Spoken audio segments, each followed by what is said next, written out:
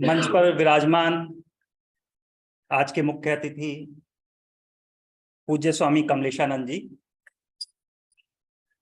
संकल्प के स्थापना काल से ही आज तक संकल्प यात्रा में शामिल रहे और निरंतर चल रहे आदरणीय श्री राजेश जैन जी, स्वामी जी के साथ पधारे उनके सभी अनुयायी गण और आज के इस कार्यक्रम की परिकल्पना करने वाली श्रीमती सोनिया जी, संकल्प आर के पुरम से श्रीमान संदीप जी,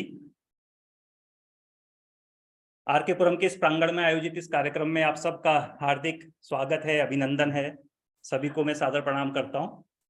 सर्वप्रथम मैं पूज्य स्वामी जी से, राजेश जी से और सोनिया जी से विनम्र निवेदन करूंगा कि दीप प्रज्वलित कर कार्यक्रम का शुभारंभ करें। प्रिया जी प्लीज हेल्प करेंगे।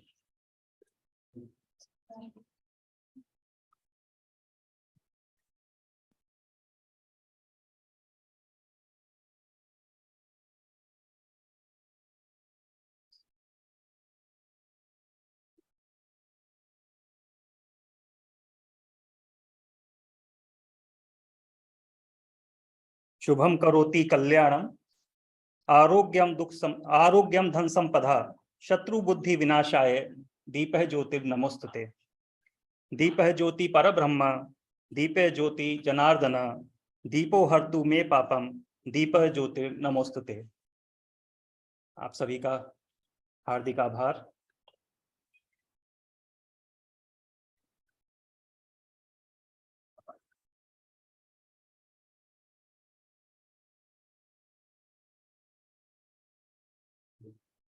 Yes.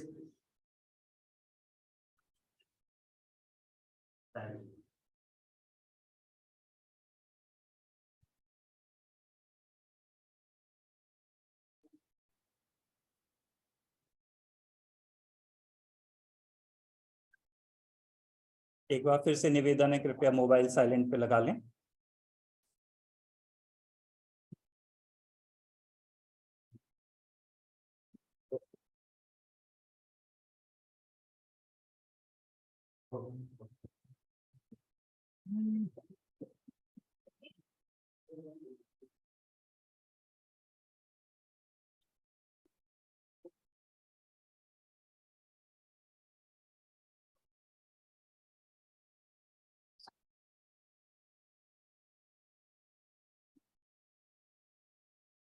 इसी क्रम को आगे बढ़ाते हुए मैं आज के मुख्य वक्ता आदरणीय स्वामी कमलेशानंद जी का स्वागत एवं अभिनंदन करने के लिए संकल्प की ओर से श्री राजेश जैन जी से विनम्र निवेदन करूंगा कि हमारे ध्येय पुरुष स्वामी विवेकानंद जी का चित्र और कुछ ग्रंथ भेंट कर स्वामी जी का स्वागत एवं अभिनंदन करें। श्री राजेश जी।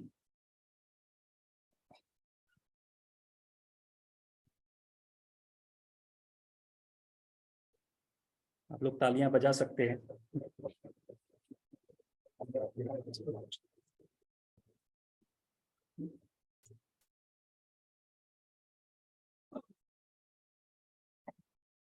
मेरी रिक्वेस्ट क्या है कि जो हमारे साथ जो है वो पीछे बैठे और नए स्टूडेंट आगे बैठे। That's my request. पहली दो लाइन में पूरे नए बैठे प्लीज, और दो लाइन को छोड़ के प्लीज कहीं भी बैठ सकते। बिल्कुल सही। प्लीज मेरे को आपके साथ बात करना है। हाँ बस स्टूडेंट्स कृपया एक बार आगे आ जाएंगे। स्टूडेंट्स आगे आ जाएं, बिना बात करे, बिना आवाज करे आप लोग आगे आए प्लीज। कम है।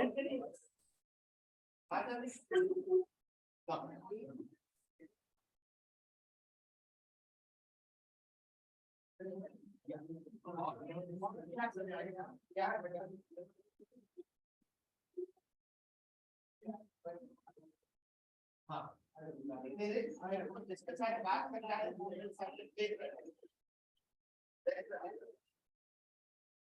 आइए आइए प्लीज।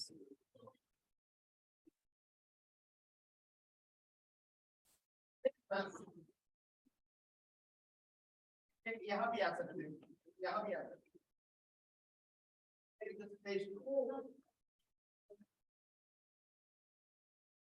आप यहाँ जाइए भाई साहब, क्या आगे इधर सीट है, इधर आगे।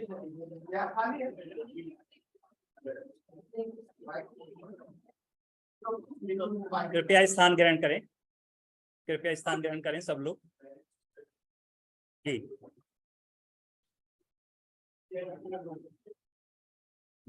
जी, तो कहा गया है कि भीड़ की तलाश में रहता है आदमी, डरता है कहीं खुद से मुलाकात ना हो जाए। लेकिन इस समाज में कुछ विभूतियां ऐसी होती हैं जिन्होंने एक लंबा एकांत जीवन जिया होता है, एकांत साधना की होती है, उस एकांत जीवन से अपने आप को जाना होता है और कुछ आध्यात्मिक ऊर्जाएं अर्जित करते हैं और उन ऊर्जाओं को फिर समाज को देने के लिए निकल पड़ते हैं। 1986 में संकल्प की जब स्थापना हुई और आज तक के सफर में ऐसे अनेक अवसर आए जब समाज के बहुत तेजस्वी और बहुत ऊर्जावान आध्यात्मिक पुरुष हमारे मंच पर आए। स्वामी राघवानंद जी, स्वामी ज्ञान वत्सल जी महाराज, आचार्य महाप्रज्ञ जी, ऐसे अनेक नाम हैं जिनको मैं गिना सकता हूं। वो यहाँ आए और युवा पीढ़ी का मार्गदर्शन किया, जो नई पीढ़ी है उनको वो ज्ञान मिले और वो आगे बढ़े। श्री श्री रविशंकर जी का भी 2 बार यहाँ आगमन हुआ और उन्होंने जो विषय रखा वह था आध्यात्म एवं प्रशासन। और बड़ी संख्या में जो हमारे देश के कार्यरत प्रशासक थे, जो पूर्व प्रशासक थे, हमारे विद्यार्थी थे, उनको सुनने के लिए उपस्थित हुए। और सच में उन्होंने एक नई दिशा कि आध्यात्म प्रशासन में रहते हुए भी अगर आपके अंदर आध्यात्मिकता का एक पुट आ जाए तो आप समाज को कुछ ज्यादा दे सकते हैं, कुछ अधिक दे सकते हैं, कुछ बेहतर ढंग से दे सकते हैं। तो उसी क्रम में आज हमारे बीच स्वामी जी का आगमन हुआ है और उनका विषय है आध्यात्मिकता, आध्यात्मिक वैज्ञानिक आध्यात्मवाद। वैज्ञानिक आध्यात्मवाद, आज जो समय है वो हर चीज को विज्ञान की कसौटी पर कस रहा है। हमारी परंपराएं, हर चीज के पीछे वैज्ञानिक तथ्य ढूंढने की कोशिश की जाती है। हम तिलक क्यों लगाते हैं, हम चरण स्पर्श क्यों करते हैं, तुलसी का क्या महत्व है, पीपल का क्या महत्व है, और ये सब चीजों की जो हमारी परंपराएं थी उनके पीछे अब वैज्ञानिक तथ्य मिलने भी लगे हैं। और वो प्रमाणित, वैज्ञानिकों ने उनको प्रमाणित भी किया है कि हमारी परंपराएं ऐसे ही नहीं थी।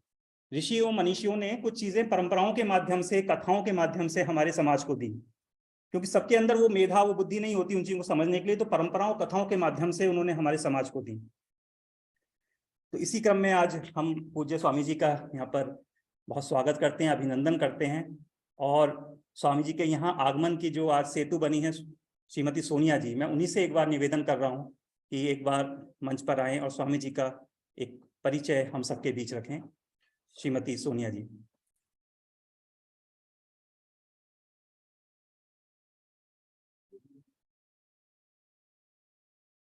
आइए।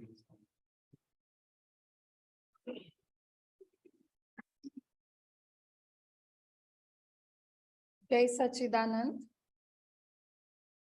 Jai Sachidanand Swamiji, and I will speak in English, right? I'm sure we are all coming future generation and it will be nice. Hindi में भी सर ने समझा दिया, मैं भी थोड़ा सा इंग्लिश में बता देती हूँ। So आध्यात्मिक स्वामी जी, विज्ञानी स्वामी जी, श्री कमलेशानंद जी is a spiritual scientist who has attained self-realization and is a witness to the eternal vision of this universe. Swamiji visits different parts of the world to share his experience, knowledge, as requested by people in the world who follow or want to follow the spiritual path and seek self-realization. At the age of 8, Swamiji expressed his desire to follow the Jain Diksha, but today he follows the spiritual path subject to his Uday Karma, and he lives a very simple life alone. He does not accept gifts and financial support from anyone for himself. His only goal in life is to share his experiential knowledge with others so that people can experience the same happiness that he has experienced and is experiencing and attain liberation from this world. Swamiji gives spiritual lectures to small groups of people following the spiritual path or even on one-to-one basis, which is, I think, very rare these days. People want followers and, but there are very rare people who really want the spiritual knowledge and who are on this spiritual path. So from this spiritual science point of view, people can find solutions to their spiritual questions and develop their own spiritual experience and awareness. Swamiji addresses and helps people's unanswered spiritual questions, such as, who am I? Where have I come from? Who am I destined to be? Who is God? Who has created this universe? Who controls this universe? How do we bind karmas? How can we break away from the karma bondage? What is moksha, liberation? What is death? Where do we find the real happiness? What is religion? What are the causes of unhappiness in our lives, etc., etc. 90% of the Indian population is aware, and I think we've all read somewhere or the other, even Swamiji Vivekananda used to talk about self-realization and saying that I'm Atma, soul. But their burning question is, what is Atma, soul? What are the intrinsic properties of an Atma? A Jnani, Prakash, the enlightened, one who is free from ego and all worldly attachments and enlightens other, is the only one who can answer to these questions. One key property of an Atma is that it is eternal. Swamiji will help us resolve all our questions. He's very comfortable in Gujarati, English, and Hindi. And after his session, I'm sure we can all ask our questions, whatever we have, we can one-to-one ask him. And I have known Swamiji for some time, but I feel it's a great experience of this spiritual journey, which I wanted to share with all of you today. So I hope we are all enlightened by Swamiji. Jai Satchidanand Swamiji. अनेक धन्यवाद सोनिया जी। निश्चित रूप से हम आज ऐसी विभूति को अपने बीच पाकर बहुत धन्य महसूस कर रहे हैं। मैं आदरणीय स्वामी जी को बताना चाहूँगा कि यहाँ पर लेह लद्दाख की भूमि से भी कुछ बच्चे हैं जो यहाँ पर रहकर तैयारी कर रहे हैं, वहाँ से आए हुए हैं। गौतम बुद्ध की चेतना स्थली लेह लद्दाख, वहाँ के कुछ स्टूडेंट्स यहाँ परमानेंटली रह रहे हैं। ऐसी संख्या 30 है, यहाँ भी कुछ उपस्थित हैं इस समय हॉल में। तो संकल्प का इस समय बड़ा महत्वपूर्ण एक कार्यक्रम चल रहा है, साक्षात्कार मार्गदर्शन कार्यक्रम, इंटरव्यू गाइडेंस प्रोग्राम हम उसको कहते हैं। जो मेंस की परीक्षा में बच्चे पास होकर आते हैं, उनको जो आखिरी पड़ाव है सेवाओं में जाने का, वो इंटरव्यू होता है। और उसकी तैयारी के लिए एक बहुत बड़ा एक आयोजन, लगभग 4 महीने का हमारा वो ऐसा प्रोग्राम है। और एक बड़ी टीम उसमें सेंट्रल दिल्ली में हमारा जो केंद्र है वहाँ पर लगी हुई है। तो आज कुछ कार्यकर्ता यहाँ पहुंचे, सभी लोग यहाँ नहीं पहुंच पाए उस वजह से। और इसमें जो कार्यक्रम में लगभग अब तक जो संकल्प के 1986 से लेकर और आज तक 37 वर्ष के सफर में लगभग 7000 ऐसे स्टूडेंट्स हैं जो प्रशासन में कार्य कर रहे हैं, भारत में रहकर और विदेश में रहकर। उनके जीवन में मतलब किसी ना किसी पड़ाव पर संकल्प उनके जीवन में कहीं ना कहीं उनका जो टच है वो आया संकल्प के माध्यम से। तो ऐसी क्रम में मैं राजेश जैन जी से निवेदन करने जा रहा हूं कि वो एक बार मंच पर आकर स्वागत उद्बोधन के लिए मंच पर पधारें और स्वामी जी के स्वागत में 2 शब्द यहाँ प्रस्तुत करें।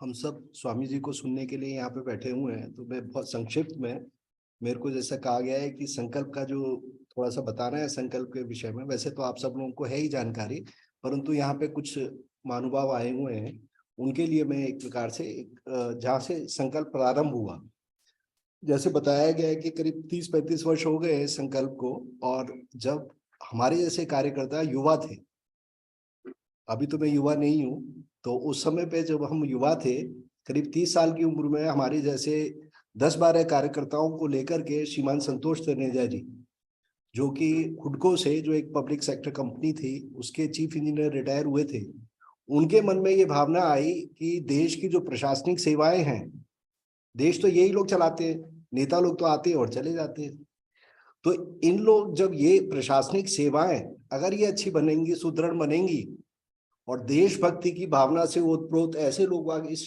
क्षेत्र में आएंगे, तब हमारे देश से भ्रष्टाचार भी दूर होगा, और सारी सारी जो तंत्र जो चल रहा है बहुत पुराने अंग्रेजों के समय का, जो अभी तक चल रहा है, उसको में जो है बदलाव आएगा।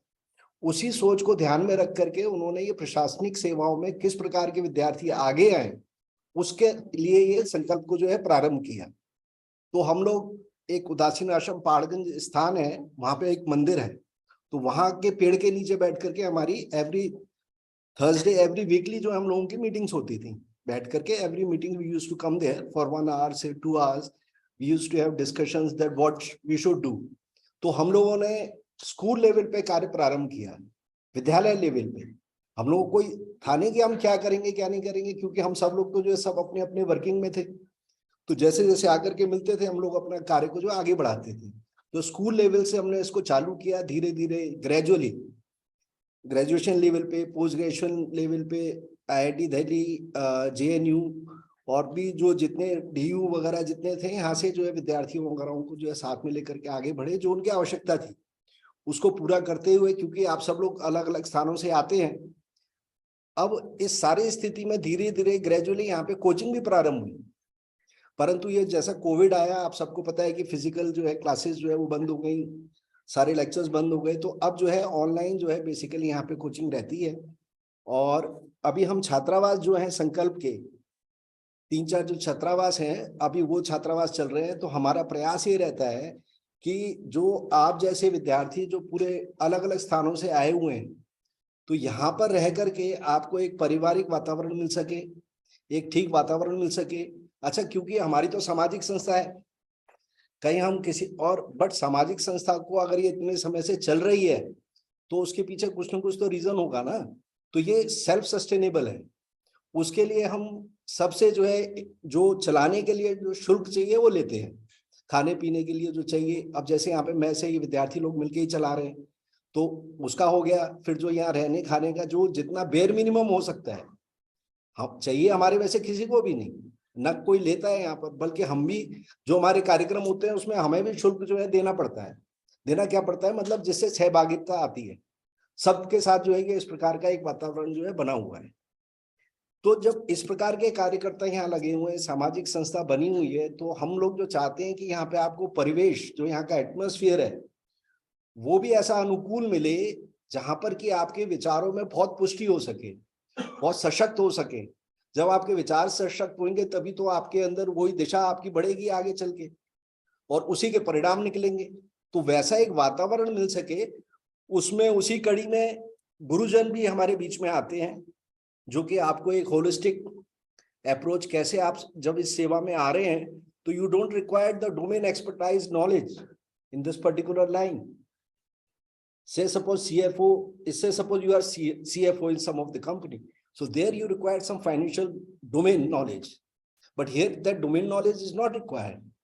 That you should have some holistic approach towards the problem which is existing in the public civil society में जितनी भी प्रॉब्लम्स हैं उनको आप कैसे सॉल्व कर सकोगे होलिस्टिकली, तो आपको भी डेवलप होना पड़ेगा होलिस्टिकली व्यू से, जिससे कि जितनी भी जो सेवाएं हैं जिसमें आप जाना चाह रहे हैं, वहां पर जो भी कार्य आपके हाथ में आएंगे तो डाउन द लाइन पिरामिड में सबसे नीचे तक वो चीज पहुंच सके। तो वो जब आपके अंदर में विचारों में शक्ति होगी तभी तो वो चीज पहुंचेगी। तो इस तरह का वातावरण आपको मिल सके यहाँ पर हॉस्टल में रहते हुए, उसी कड़ी में गुरुजन हमारे बीच में आए हुए हैं, और ये भी जब अपने देंगे तो इन की भी बातों से आपके विचारों में पुष्टि आएगी और एक होलसम होलिस्टिक अप्रोच आपके माइंड में आगे आएगी। तो उसी कड़ी में जो है प्रयास किया गया है, सोनिया जी ने प्रयास किया और पूज्य गुरु जी हमारे बीच में हैं, इनका उद्बोधन हमको सुनने को मिलेगा, इनके आशीर्वचन से हम सभी लाभान्वित होंगे, ऐसा मेरा मानना है। धन्यवाद। धन्यवाद भाई साहब। मैं बहुत अधिक समय ना लेते हुए आदरणीय स्वामी जी से ही नम्र निवेदन करता हूं कि आज का विषय हम सबके बीच रखें। पूज्य स्वामी जी, माइक एक बार सर, माइक।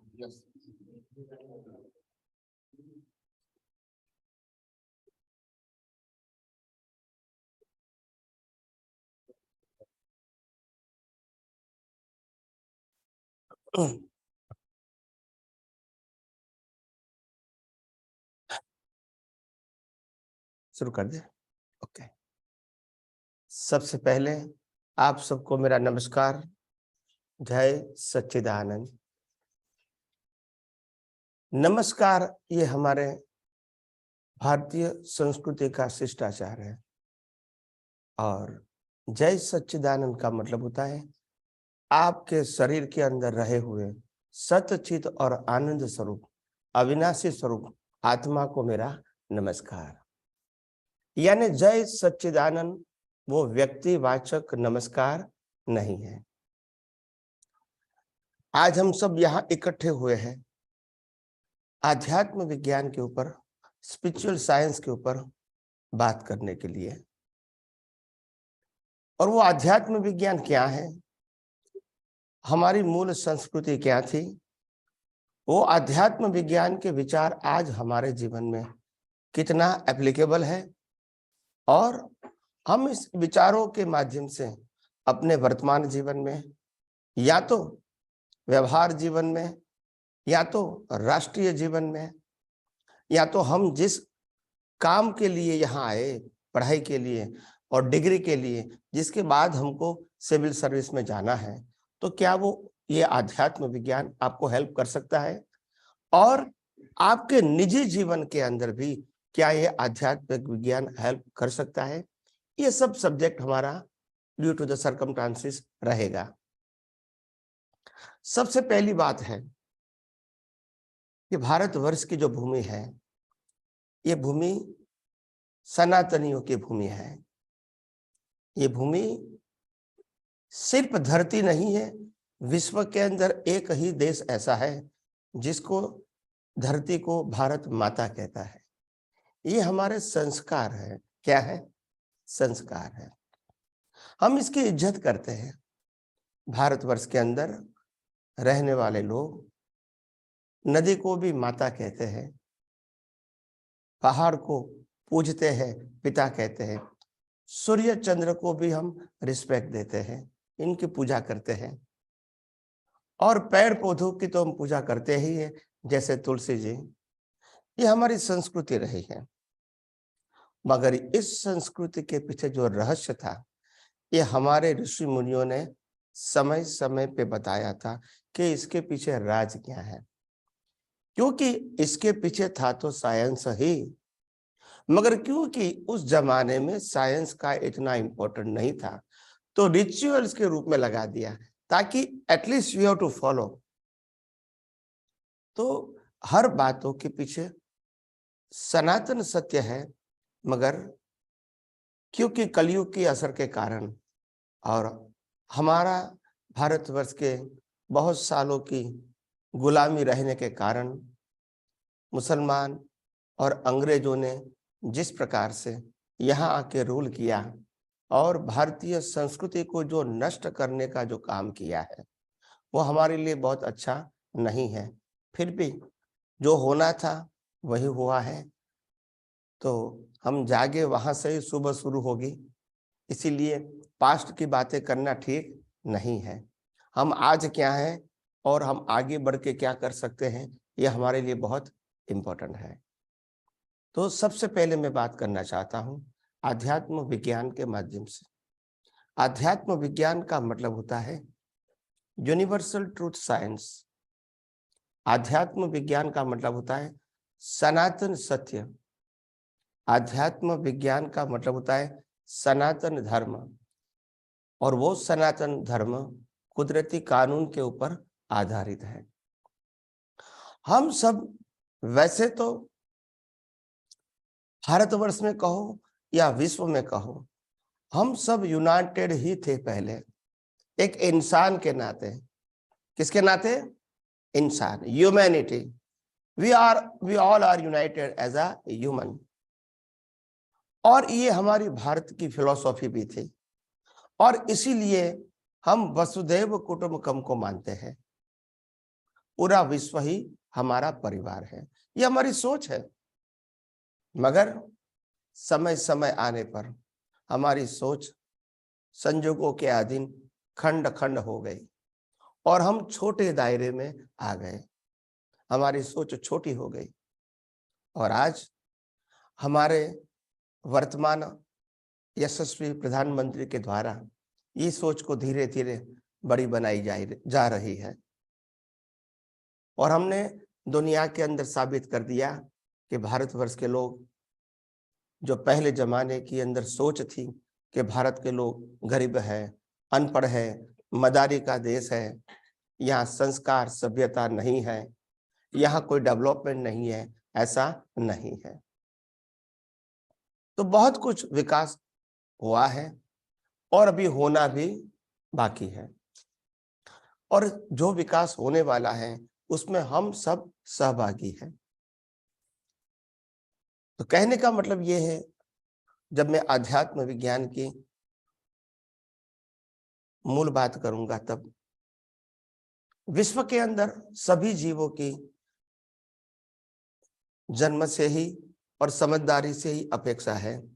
हम सब सुख प्राप्त करने के लिए जी रहे हैं। We all require the happiness. हम सबको सुख चाहिए, शांति चाहिए, समाधान चाहिए, सेटिस्फेक्शन चाहिए, और इसके लिए जीवन में हर समय अपनी क्षमता के आधार से प्रयास करते हैं। इतना सारा प्रयास करने के बाद भी सभी लोग सफल नहीं होते हैं। प्रयास तो सब करते हैं अपनी अपनी क्षमता के मुताबिक, सफल नहीं होते हैं। और सफल नहीं होने का कारण संजोग नहीं है, सफल नहीं होने का कारण हमारी फिजिकल क्षमता नहीं है, सफल नहीं होने का कारण है हम दुनिया की वास्तविकता को नहीं जानते हैं। हर इंसान सफल हो सकता है once they know the fact of universe. सफलता क्या है? सफलता ये नहीं है हम कुछ पाए या कुछ खोए। हम आत्मविश्वास से जी सकते, वही सबसे बड़ी सफलता है। हार जीत तो सबकी होती है। राम को भी बहुत सारी मेहनत करनी पड़ी रावण को समझाने के लिए, वो फेल हुए, युद्ध करना ही पड़ा।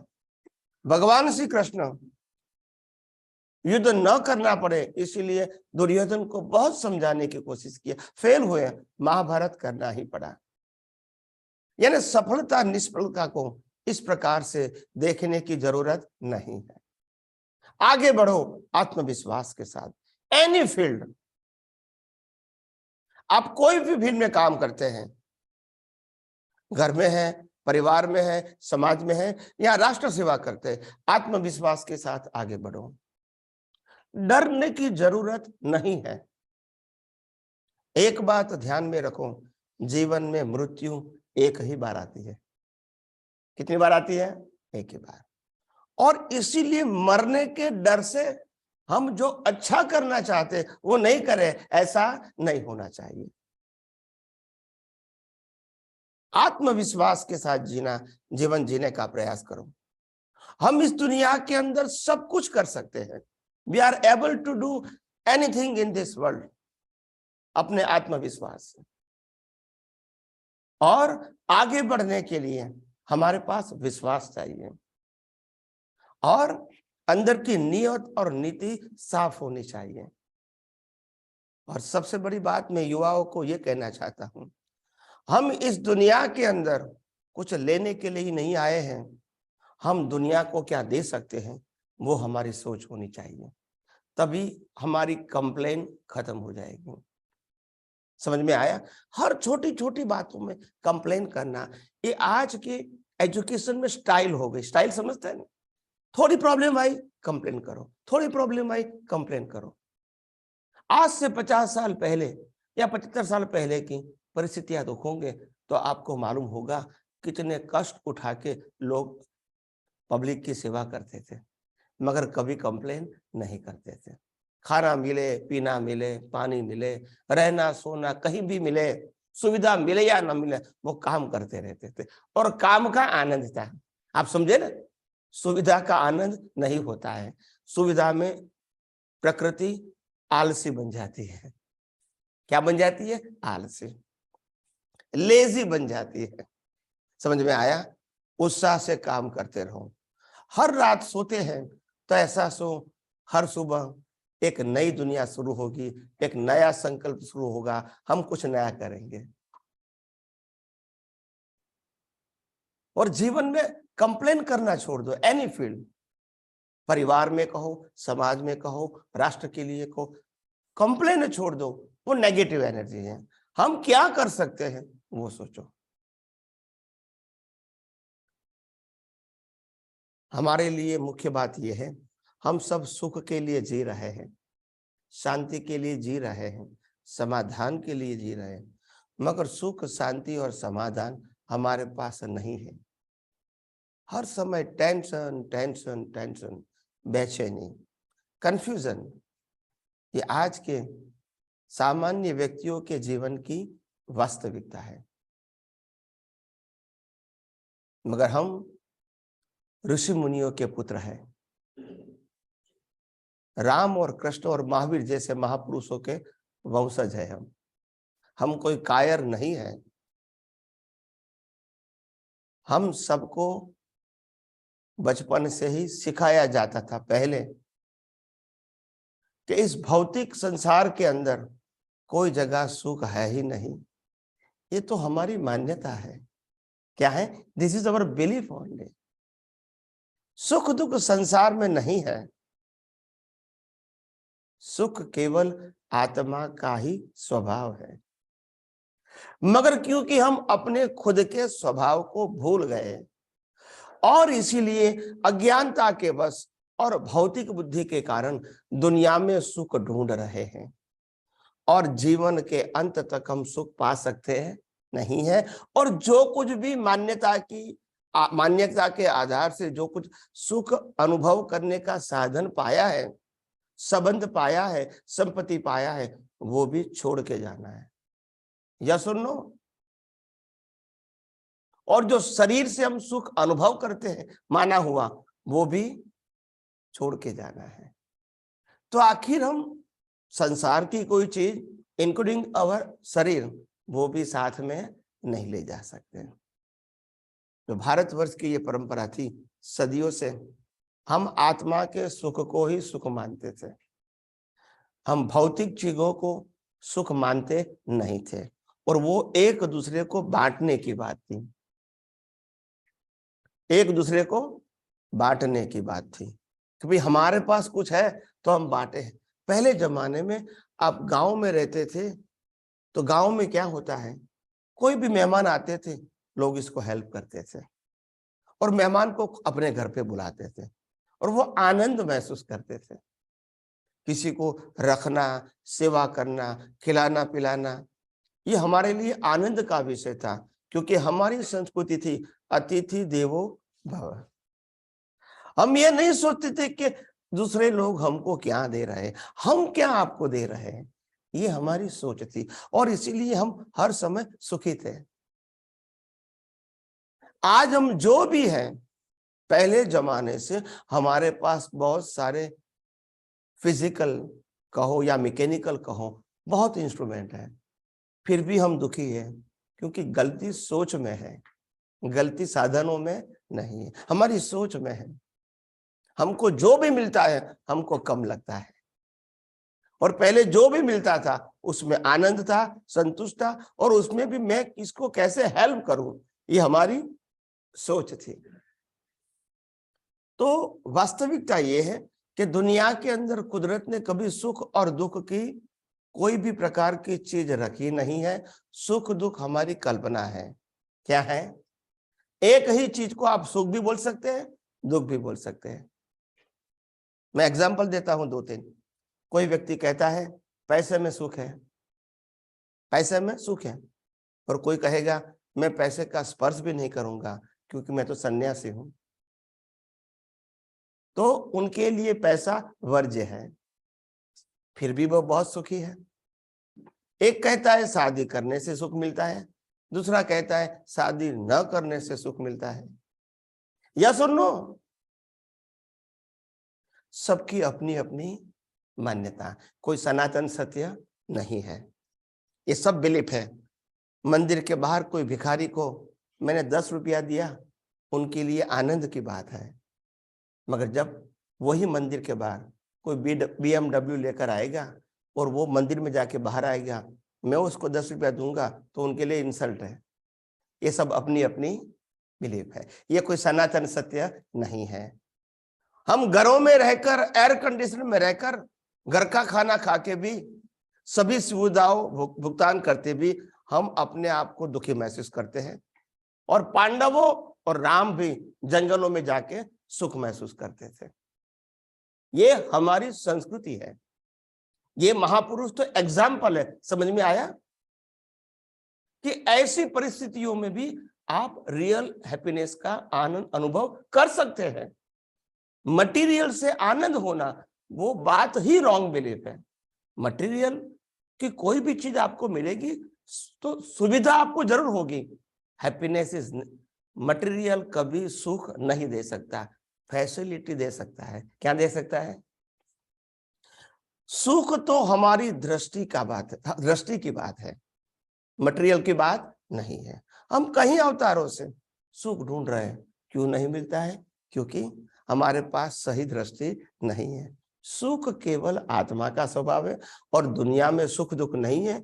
संसार के अंदर हमने जन्म लिया है कर्मों की भुगतान के लिए। जिस दिन कर्म खत्म हो जाएगा, ये शरीर को लोग जला देंगे। यस और नो? That's it. और उसमें से हम कुछ नहीं ले जाएंगे। ले जा सकते हैं? कुछ नहीं ले जा सकते। जो मैंने मेरा मेरा मेरा कहा है वो छोड़ के ही जाना है। ये सबके लिए है। तो कहने का मतलब, हमारे अंदर जो आत्मा है वो ही चेतन है, वो ही शक्ति है, वो ही सनातन है, वो ही शाश्वत है। ये शरीर शाश्वत नहीं हो सकता और शरीर के ऊपर हमारा कंट्रोल भी नहीं है। समझ में आया? कुदरत ने हमको श्वास लेने की भी स्वतंत्र शक्ति नहीं दिया है। कोई कहते हैं हम अपनी शक्ति से लेते हैं, तो मैं कहता हूं रात को सोने के बाद कौन श्वास लेता है? बोलते नहीं है। अगर हम श्वास लेते हैं तो फिर जागना पड़ेगा। यस और नो? मतलब ये ऑटोमोड सिस्टम है। क्या है? ऑटोमोड। तो मैं ये फिजिकल आत्मा की बात छोड़ के, आत्मा चेतन है, अविनाशी है और सभी प्रकार के अनंत शक्तियों वाला है। ये आत्मा की क्वालिटीज है। और इसके सिवा शरीर है, वो क्या है उसका पहले सिद्धांत समझो, पूरी लाइफ में आपको काम आएगा। हमारा जो फिजिकल बॉडी है और फिजिकल बॉडी के इंटरनल सिस्टम्स हैं, जो डॉक्टर इसको रिपेयर करती है, वो हमारे सबकी सिस्टम एक है या अलग अलग है? एक है। दुनिया का कोई भी डॉक्टर कोई भी बॉडी को रिपेयरिंग कर सकता है क्योंकि सिस्टम एक है। एक क्यों है? नेचर मेड के मैन मेड? Nature made. तो शरीर की डिजाइन किसने बनाई? कुदरत ने। अभी फिजिकल बॉडी की बात करता हूं, जो पंच महाभूतों से बना है, पृथ्वी जल वायु अग्नि आकाश, वो भी किसका है? कुदरत का है। डिजाइन कुदरत की, शरीर कुदरत का। इसके आगे जाएंगे तो ये शरीर को 80-100 साल तक जिंदा रखने के लिए क्या चाहिए? बॉडी को हवा पानी खुराक, वो भी कौन देगा? वो भी कुदरत देगा। इसके आगे जाओ, अभी हवा पानी खुराक तो बॉडी ने दिया, मगर इसको डाइजेस्ट करके ब्लड बनाना और पूरी बॉडी में रेगुलर स्प्रेड आउट करना, वो भी कौन करता है? कौन करता है? नेचर। यस और नो? देखो हम कहाँ बॉडी है, कहाँ हमारा कंट्रोल है? यस और नो? इसके आगे जाओगे, हम पैदा होंगे, माँ बाप सिलेक्ट नहीं कर सकते हैं, भाई बहन सिलेक्ट, रहने की भूमि सिलेक्ट नहीं कर सकते हैं, और पैदा होते ही धर्म मिलता है, वो भी सिलेक्शन नहीं है। आपको तैयार मिलता है रिजल्ट, क्योंकि रिजल्ट है, it is a result of your previous birth cause. Everything is you got it readymade in this birth without any effort, बिना प्रयास मिलता है। देखो, और जीवन में जो अच्छे बुरे संजोग आते हैं, क्या वो हमारी चॉइस है? सबके जीवन में आएगा, अच्छे या बुरे संजोग आएगा ना, सुख के या दुख के। रामकृष्ण महावीर के जीवन में भी आया था, क्या वो चॉइस थी? कर्मों का फल, क्या था? कर्मों का फल था। फल का मतलब नो चॉइस, कंपल्सरी। और ऐसे सुख दुख के संजोग पास करते करते लास्ट में श्वास बंद हो जाएगा, क्या वो हमारे हाथ में है? नहीं है। आप देखो, जन्म से मौत तक कहां हम शरीर हैं और कहां हमारा शरीर के ऊपर कंट्रोल है? कोई जगह पे है? शरीर भी हमारा नहीं है और कंट्रोल भी हमारा नहीं है। यस और नो? स्टिल लास्ट ब्रीथ, हम आत्मा है और हम आत्मा ही रहेंगे, इसको जलाने के बाद भी हम रहेंगे। ये हमारा स्वरूप है, और हमको गौरव और आत्मविश्वास इसके लिए होना चाहिए, आत्मा के लिए। और शरीर के लिए गौरव ये होना चाहिए, हम भारतीय हैं। क्या है? हम भारतीय हैं। हम इस दुनिया में कुछ भी कर सकते हैं, क्योंकि यही ऋषि मुनियों की परंपरा रही है, जिन्होंने अभी हमको सभी प्रकार का ज्ञान दिया है। इसको सिर्फ उजागर करने की जरूरत है। क्या जरूरत है? उजागर करने की। इतनी ताकत हमारे पास है। हर एक हिंदुस्तानी पूरे विश्व को मैनेज करने की क्षमता रखता है। इतना सुपर पावर ब्रेन उसके पास है, मगर शुल्क बातों में हमने अपनी शक्तियां गवा दिया है। शक्तिशाली तो है, मगर हमने शक्ति गवा दिया छोटी छोटी बातों में। क्या बताया? छोटी छोटी बातों में। We waste our time and energy। तो कहने का मतलब यह है, इतनी सारी शक्ति होने के बाद हम आलस क्यों करते हैं? जो कुछ भी काम करना है, आगे बढ़ो जीवन में और उत्साह से काम करते रहो। तो मेन बात यह है कि शरीर का मैंने साइंस समझाया, आप सबको समझ में आ गया होगा, बॉडी का साइंस। इसके आगे हम अपने जीवन में, जैसे साहब ने बताया कि आप लोग जब पब्लिक सर्विस में जाएंगे काम करने के लिए, आपका रोल अदा करने के लिए, तो वहां ethic is most important. Ethic, हम सर्विस करते हैं लोगों के लिए और राष्ट्र की भलाई के लिए करते हैं, अपने स्वार्थ के लिए नहीं करते हैं। समझ में आया? मगर हम जब स्वार्थ के लिए जिएंगे तो हम देश के साथ और देश की जनता के साथ गद्दारी करते हैं, और कुदरत आपको माफ नहीं करेंगी। The whole world is controlled and governed by the law of nature, and he decided your destiny। आपको क्या करना है? समझ में आया? तो इसीलिए कुछ भी गलती करोगे तो समझ लेना कि कुदरत आपको पनिश करके बिना नहीं रहेगी। और अगर आपने गलती नहीं किया है तो डरने की जरूरत नहीं है। दुनिया कुछ भी कहे, वो तो कहते रहेंगे। हमारे प्रधानमंत्री को भी लाखों गालियां देने वाला है, मगर जिसको काम करना है वो गालियों की असर उसको नहीं होती है। वो काम करता रहता है, वो सोचता भी नहीं है उसके बारे में कि उन्होंने क्या कहा। आप समझे ना। और जब एक दिन दुनिया के सामने आपका काम दिखता है तो गालियों देने वाले भी शर्मिंदे हो जाते हैं, क्योंकि दुनिया काम देखती है, गालियां नहीं देखती। ये कोई प्रोडक्शन नहीं है, कोई एक प्रोडक्टिविटी नहीं है। तो आप जिस फील्ड में आगे बढ़ना चाहते हैं, आपके पास बहुत कुछ ताकत है और उसको बताने का मौका भी मिलेगा आपको समय समय पे, आप सबको मिलेगा।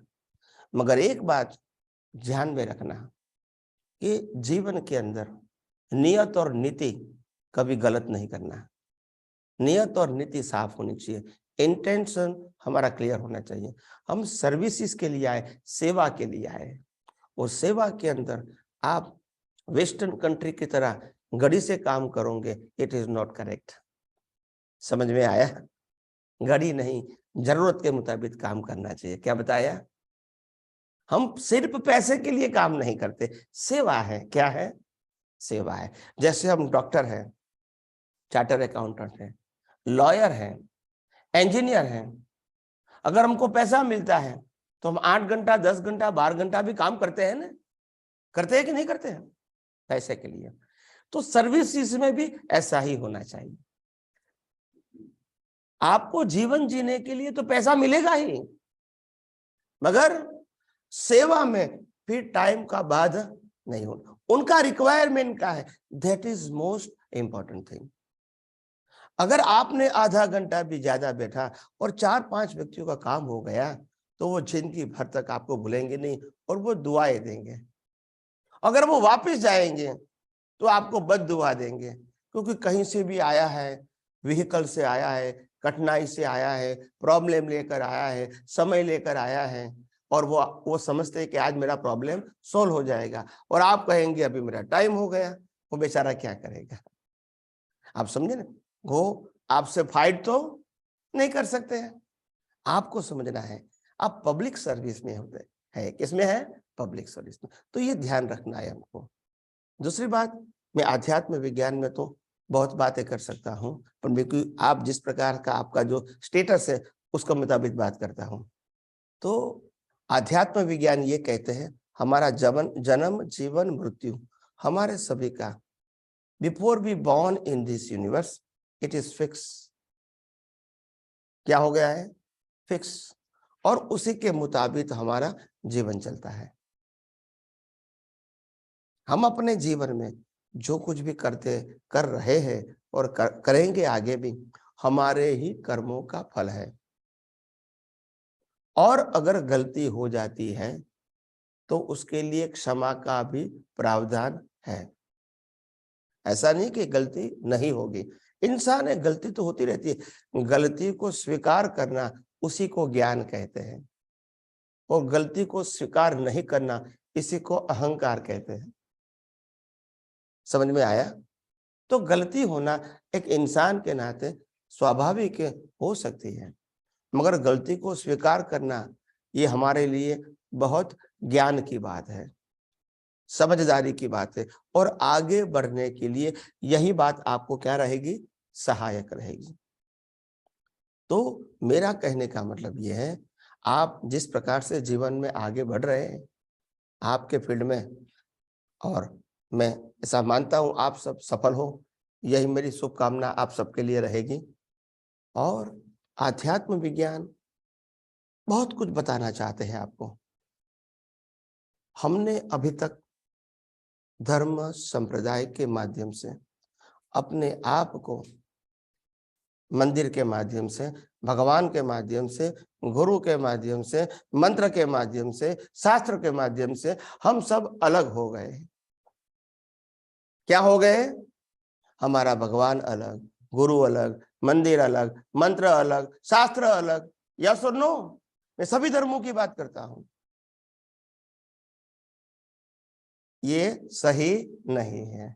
We all are united as a human, worldly united as a Hindu philosophy, as a Sanatan Dharma, we all are united in India, all religion. सभी धर्म एक ही है, फिलोसॉफी एक ही है, चाहे वो भगवान श्री राम के माध्यम से मिले, भगवान श्री कृष्ण के माध्यम से मिले, भगवान महावीर के माध्यम से मिले, भगवान शिव के माध्यम से मिले, या भगवान स्वामीनारायण के माध्यम से मिले, या और कोई भगवान से मिले, बात तो एक ही है, सनातन सत्य और सनातन धर्म। As a Sanatan we all are united, हम एक हैं, अलग नहीं है। पद्धति अलग हो सकती है, संप्रदाय अलग हो सकता है, मगर प्रिंसिपल अलग नहीं हो सकता है। सनातन धर्म क्या है और सनातन सत्य क्या है? सनातन धर्म और सनातन सत्य। सनातन धर्म क्या है? हम सब आत्मा को मानते हैं, यस और नो? हम सब पुनर्जन्म को मानते हैं, हम कर्म के सिद्धांत को मानते हैं, हम सनातन सुख को मानते हैं और हम मुक्ति को भी मानते हैं। बस ये हमारी फिलॉसफी है। चाहे राम के माध्यम से प्राप्त करो, कृष्ण के माध्यम से, महावीर के माध्यम से, माध्यम का कोई तकलीफ नहीं है, मगर फिलॉसफी हमारे सबकी एक ही है। हमको डिवाइड होने की जरूरत नहीं है कहां से भी। जैसे स्कूल कॉलेज अलग हो सकते हैं, प्रोफेसर अलग हो सकते हैं, मगर कोर्स तो एक ही होता है ना, the same thing. School college अलग हो सकता है, प्रोफेसर पढ़ाने वाले अलग हो सकते हैं, मगर बुक्स तो, किताब तो वही रहेगी। ऐसे यहां है, हमारे सबकी फिलॉसफी एक है। So as a philosophy we all are united. वही सनातन धर्म है और वो सनातन सत्य है, वो कभी बदलने वाला नहीं है। उसी मार्ग पे हम एक है। दूसरी बात में आप शॉर्ट को 3 बात कहना चाहता हूं। कुदरत, कुदरती कानून और कुदरती रचना, ये 3 बात कहना चाहता हूं। सबसे पहली बात है कुदरत, नेचर। हम सब भारतवासी वैसे तो भगवान को मानते हैं, मगर हम भगवान को नाम के रूप में भी मानते हैं और ये दुनिया भगवान ने बनाई इस रूप में भी मानते हैं, यस और नो? रियल स्पीकिंग ये दुनिया सनातन सत्य है, इसका क्रिएटर और इसका बिगिनिंग भी नहीं है और एंड भी नहीं है, सनातन है। और सनातन होगा तो फिर क्रिएटर नहीं होगा, अगर क्रिएटर होगा तो सनातन नहीं होगा। समझ में आया? सनातन का मतलब था, है और रहेगा। तो क्या है दुनिया, क्या है? What is the nature, what is the world? तो दुनिया 6 इटर्नल एलिमेंट से बनी है, 6 इटर्नल एलिमेंट्स, 6 सनातन तत्वों से बनी है। और आज विश्व के सभी साइंटिस्ट 5 तत्वों को तो मानते हैं, मगर एक तत्व को नहीं मानते हैं। और 5 तत्वों को मानते हैं मतलब भौतिक विज्ञान, और 5 में से एक तत्व जोड़ दिया तो आध्यात्म विज्ञान हो गया। तत्व में कभी अंतर नहीं होता है, नया जुना नहीं होता है वही रहेगा। तो 5 तत्वों को दुनिया मानती है, साइंटिस्ट भी मानता है। वो कौन सा तत्व है? वो तत्व है जड़ तत्व, यानी मैटर। जो 5 सेंसेस से हम दुनिया को फील करते हैं वो सब मैटर का है, और वो अवस्था है और वो टेम्पररी है। मूल रूप से तत्व के रूप में परमानेंट है, अवस्था के रूप में टेम्पररी है। ये बॉडी भी क्या है? जड़ तत्व से बना है, तत्व के रूप में परमानेंट, अवस्था के रूप में टेम्पररी है।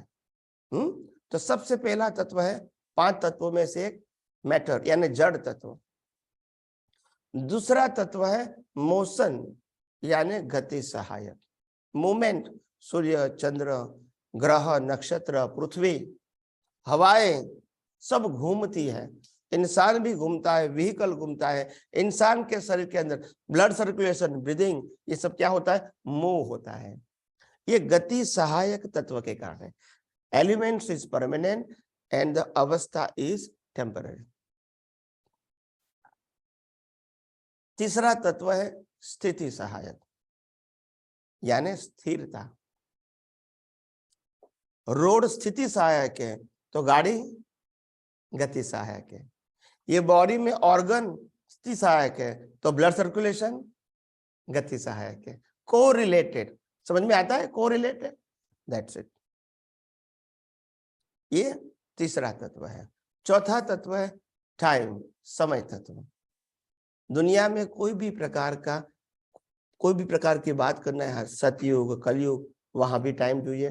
अभी भी हमारा व्यवहार चलता है समय तत्व से। लाइफ की बात करें तो भी समय तत्व से चलेगी। तो तत्व इज परमानेंट एंड अवस्था इज टेम्पररी। व्यक्ति आएगी जाएगी, समय तत्व वही का वही रहेगा। समय तत्व का अंत नहीं होगा, गति सहायक का अंत नहीं होगा, स्थिति सहायक का अंत नहीं होगा, जड़ तत्व का अंत कभी नहीं होगा। तो चार कहा, अभी द लास्ट पांचवा तत्व है स्पेस, जिसमें ये सब एक्टिविटीज होती है। स्पेस। तो ये पांच तत्व जो है वो साइंटिस्ट भी एक्सेप्ट करते हैं वर्ल्ड के। आप समझे ना, इसको कहते भौतिक। इसको ही जानना, इसको यूटिलाइज करना, टेक्नोलॉजी में ट्रांसफर करना, इसको कहते भौतिक विज्ञान। और ये पांच तत्व के आधार से दुनिया बनी है, पांच तत्व के आधार से शरीर भी बना है।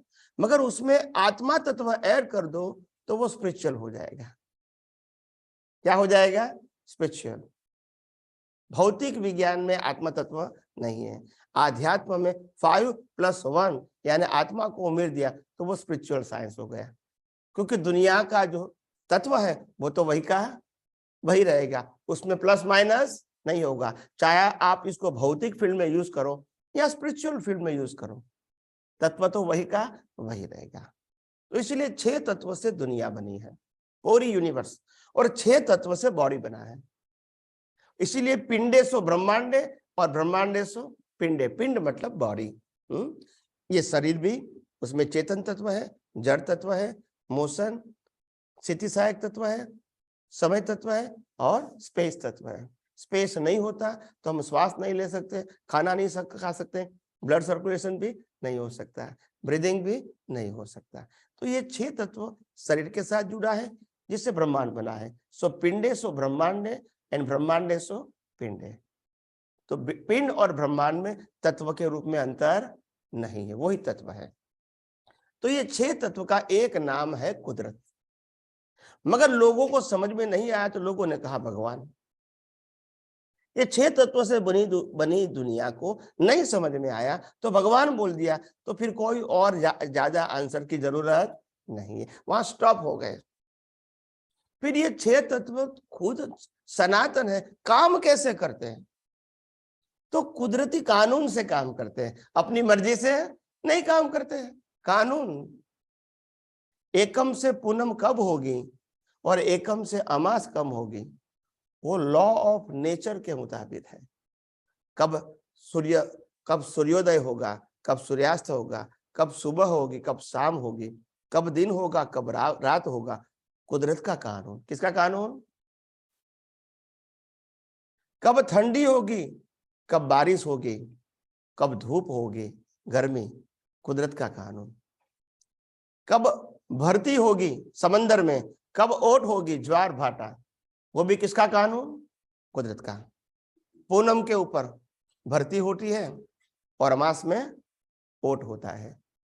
ये कुदरत का कानून है, कोई व्यक्ति का या गवर्नमेंट का कानून नहीं है। और इसके अलावा जो धरतीकंप होता है, सुनामी आती है, डिसीज जैसे कोविड-19 अभी, ये सब कुदरत का आयोजन है। किसका आयोजन है? कुदरत का। ये इंसान नहीं कर सकते, इंसान सफरिंग कर सकते हैं, दे क्रिएट नहीं कर सकते हैं। तो ये सब कुदरती कानून से बनता है। इसके अलावा हमारा पूरा life from birth to death is control and govern by the law of nature. कुछ भी कर सकते हैं हम, पर कैसे कर सकते? कुदरती कानून के दायरे में, इससे ऊपर नहीं जा सकते। तो कुदरत का कानून का मतलब each and everything is in a uniform. Uniform समझते हैं ना? कानून के मुताबिक क्या है? यूनिफॉर्म है। सबका अपना अपना कर्म है, उसका क्या है? भुगतान है। भुगतान समझते हैं? Suffering. Our body is a player. Body क्या है? Player given by the nature. ये कुदरत ने दिया है प्लेयर, जो मैंने पहले समझा दिया आपको। ये प्लेयर है, नॉट आई एम, हम नहीं है, प्लेयर है। प्लेयर किसके लिए दिया? पिछले अवतार के कर्मों के प्रोग्राम को प्ले करने के लिए। इसीलिए ये बर्थ में चॉइस नहीं है, माँ बाप की भी चॉइस नहीं, भाई बहन की भी नहीं, रहने की, खाने की और धर्म की कोई चॉइस नहीं। बर्थ मिलता है, क्या बताया? बर्थ मिलता है, चॉइस नहीं है। और जीवन में अच्छे बुरे संजोग आते, चॉइस नहीं है। हम सफरर हैं, हम संजोगों को बनाने वाले क्रिएटर नहीं है। राम को वनवास जाना पड़ा, क्या वो क्रिएटर थे? राम की सीता को उठा के ले गया, क्या वो क्रिएटर थे कि सफरर थे? That's it. युद्ध करना पड़ा, उनके हाथ में नहीं था। यस और नो? कृष्ण भगवान का जन्म भी जेल में हुआ, जन्म लेते ही माता पिता को छोड़ना पड़ा। आप समझे, क्या वो चॉइस थी? हाँ, समझ में आया? इतना सारा समझाने के बाद दुर्योधन नहीं माना और महाभारत करना पड़ा, लाखों की हिंसा करनी पड़ी। यस और नो? क्योंकि जो होना था वही होगा। तो ये हमारा जीवन भी कुदरती कानून के ऊपर आधारित है, मगर कानून कब काम करेगा? जैसा आपका कर्म, इसको फल देने का काम कुदरत का कानून करेगा। समझ में आया? The nature will create the circumstances of suffering as per your previous birth cause. Everything is decided in our life, everything, but as per our karma. And the body is a player. अगर कर्म खत्म हो गए, इसको जला दिया जाएगा बस। हम जलने वाले नहीं हैं, हम तो चेतन है, अविनाशी है और अनंत शक्ति वाले हैं। ऐसे बहुत बर्थ हमारे हो चुके हैं अज्ञानता के बस। और बॉडी कुदरत का है और कुदरत के पास ही रहेगा। यस और नो? और बॉडी के साथ जुड़ा हुआ सत्ता, संपत्ति, संबंध, साधन जो कुदरत ने हमको दिया है, we are user never owner. हम मालिक नहीं बन सकते क्योंकि हमारा था ही नहीं, दिया ही कुदरत ने। और ले भी कौन लेगी? कुदरत लेगी। शरीर भी कुदरत का है और पंच महाभूतों में क्या हो जाएगा? विलीन हो जाएगा, हमारा नहीं है। यस और नो? हमारा नहीं है। देखो, अज्ञानता के बस कितने अवतार हम भटक रहे हैं। कृष्ण भगवान ने महाभारत में अर्जुन को कहा, हे अर्जुन, तुम्हारे भी कहीं अवतार हो चुके हैं और मेरे भी कहीं अवतार हो चुके हैं। तो अवतार आत्मा के आधार से है या शरीर के आधार से है? शरीर तो जला दिया जाएगा, उनका रीबर्थ नहीं होता है। आत्मा है तभी आप रीबर्थ बोल सकते हैं कि पिछले अवतार में भी था, अभी भी हूं और नेक्स्ट बर्थ में रहूंगा। वो क्या रहेगा? आत्मा या शरीर? आत्मा। तो हम क्या है? Really speaking, we are pure soul, we are not body. But by relative view point, body कुदरत ने दिया है कर्मों के भुगतान के लिए, और जैसे कर्म खत्म हो जाएगा इसको जला दिया जाएगा। यस और नो? हाँ। और इसके साथ कुदरती रचना, कुदरत, कुदरती कानून। अभी थर्ड, कुदरती रचना। Who create the circumstances? ये कुदरती रचना है। समझ में आया? कुदरती रचना का मतलब होता है जो कुछ भी होता है, दिखता है, ये सब किसका क्रिएशन है? ये बॉडी भी किसका क्रिएशन है? कुदरत का। संजोग भी किसका क्रिएशन है? कुदरत का। ये सूर्य, चंद्र, तारा, ग्रह, नक्षत्र, भरती ओट, ठंडी, गर्मी, बारिश, दिन रात किसका क्रिएशन है? कुदरत का। समझ में आया? हमारा क्रिएशन नहीं है और हमारा कंट्रोल भी नहीं है। Even though this in this body we are not created and we have no control, control भी नहीं है। समझ में आया? इसीलिए वास्तविकता को जानने की कोशिश करो और सनातन सत्य को समझने की कोशिश करो। कुदरत का कानून क्या है? हमारे ऋषि मुनि, आज एक ट्रेंड आ गया है, हर व्यक्ति कहते हैं हमको मेडिटेशन चाहिए, मेडिटेशन, शांति, सबको चाहिए। टीनेजर्स, युवा, आधेड़, बुजुर्ग, सबको शांति चाहिए और शांति के लिए मेडिटेशन। यस और नो? सिखा रहे हैं। मैंने कहा मेडिटेशन वो शांति के लिए नहीं था, वो रिसर्च के लिए था। हमारे ऋषि मुनि जंगल में जाके आंखें बंद करके बैठते नहीं थे, वो रिसर्च करते थे। क्या करते थे? संशोधन। They try to know the fact of universe, और जो रियलाइज होता था वो लिख लेते थे। समझ में आया? रिसर्च करने के लिए आंखें बंद करते थे, जंगलों में जाते थे, कोई संसार को छोड़ने के लिए नहीं। उनको ब्रह्मांड का रहस्य जानना है, दुनिया को कुछ बताना है जो आम लोग इसको नहीं जान सकते। तो वो अनुभव करके लिखते थे और लोगों को बताते थे। समझ में आया? तो मेडिटेशन का मतलब ये था, हमारे मूल रूप से सिर्फ आंखें बंद करना, ज्योत देखना, कोई भगवान का फोटो देखना, गुरु का फोटो देखना, कोई सेंटेंस पढ़ना, वो तो टेम्पररी मेडिसिन के फॉर्म में। मेडिसिन समझते हैं? अगर हम अशांत हो गए, व्यग्र हो गए, तो temporary it is good, as a good medicine, मगर ये कोई बेनिफिशियरी बात नहीं है। रियली उसका मीनिंग था कि आप रिसर्च करो and try to know the fact of it. ये छोटी छोटी बातों में नहीं उलझो और रहस्य जानो कि आखिर ये क्या है।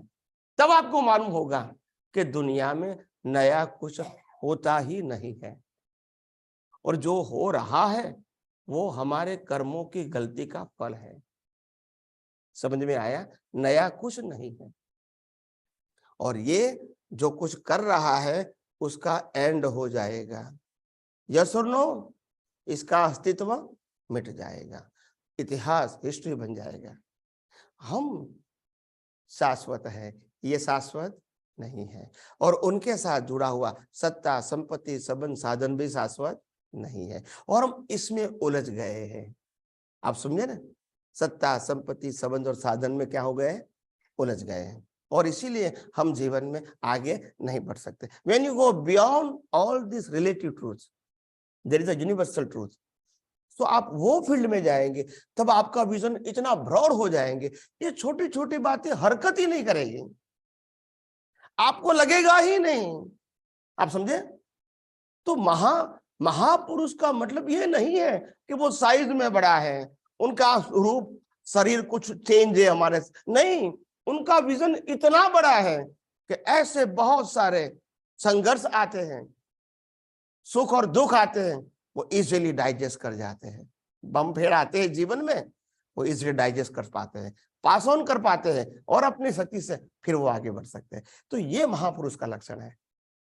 संजोगों से हार जाए, संजोगों में वो फंस जाए और डिप्रेस हो जाए, इतने कमजोर हम नहीं हैं। संजोग तो आकर चला जाएगा, हम परमानेंट हैं और संजोग टेम्पररी है। तो टेम्पररी से डरने की जरूरत नहीं है, वो आया भी है जाने के लिए। किसके लिए आया है?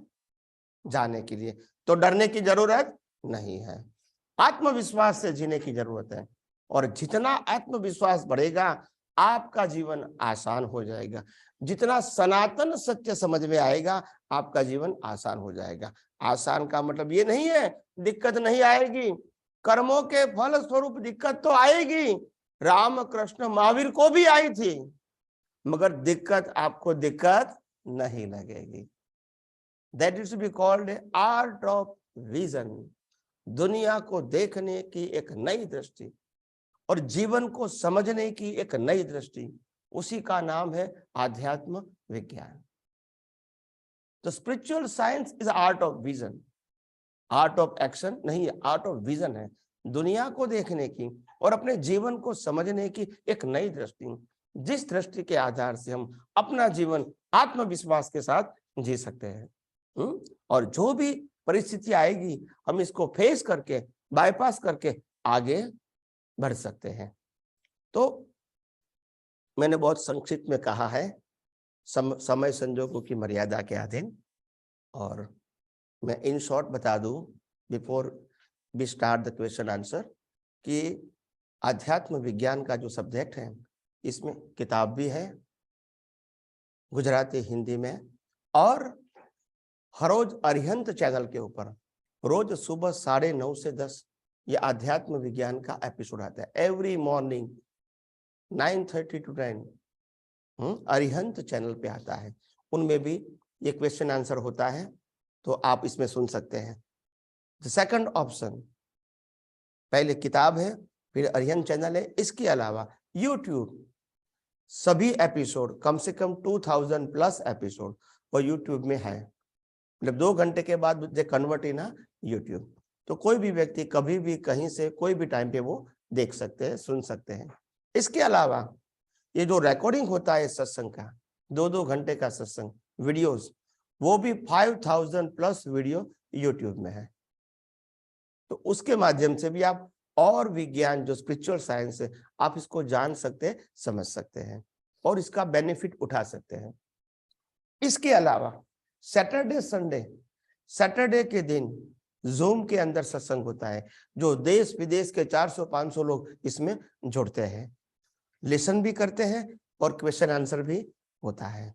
तो उसमें भी आप इन फ्यूचर माहिती इंफॉर्मेशन लेके, आईडी और पासवर्ड लेके जुड़ सकते हैं। सैटरडे प्रोग्राम होता है 4:30 to 6:30 in Hindi and Sunday होता है इवनिंग 7:30 to 9:30 इन गुजराती। तो आप इसमें भी आपका क्वेश्चन आंसर रख सकते हैं या तो सुन सकते हैं। मैंने इतना सारा ऑप्शन आपको दिया है, तो आप इसका इन फ्यूचर आपका जो इंटरेस्ट है उसका मुताबिक लाभ ले सकते हैं। अभी जिसको क्वेश्चन आंसर करना है प्लीज कर सकते हैं, जिसको भी करना है।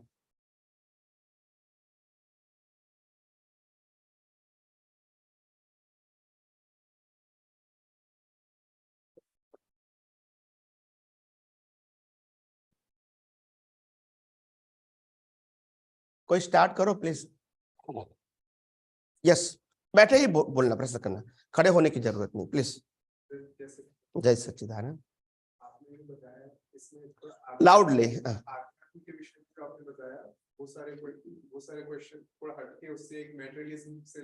Yes yes you can. अभी हम सब लोग यहाँ अध्ययन कर रहे हैं, कॉम्पिटिटिव एग्जाम की तैयारी कर रहे हैं।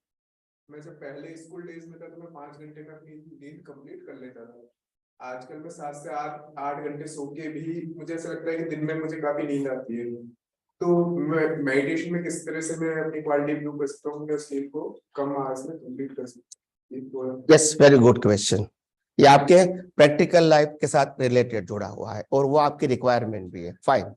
सबसे पहली बात, कोई भी सब्जेक्ट है इसमें पहले वैल्यू होना चाहिए। सब्जेक्ट क्या होना चाहिए?